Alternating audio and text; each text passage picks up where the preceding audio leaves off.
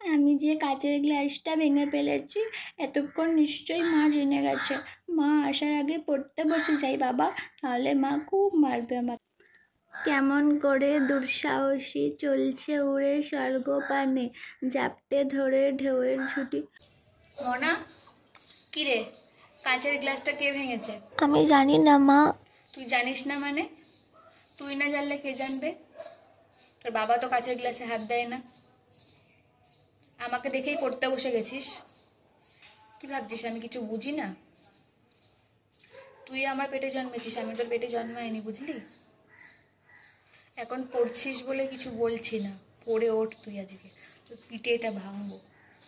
সজনী সজনী তোমার দেখিয়া মাতাল হইয়া রাতের ঘুম গেল উড়িয়া। মাসছি, পড়তে শুরু করে দিই।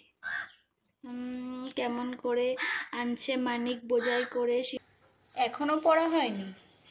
অন্যদিন তো 5 মিনিট না পড়েই উঠে পড়িস।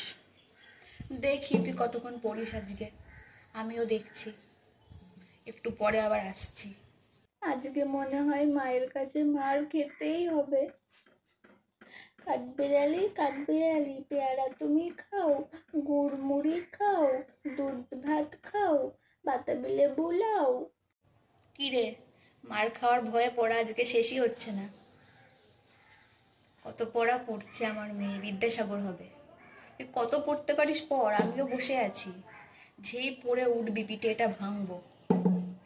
আমার হাত থেকে আজকে তোর রেহাই নেই, কেউ ঠেকাতে পারবে না, তোর বাবাও কিছু করতে পারবে না, বলে দিলাম।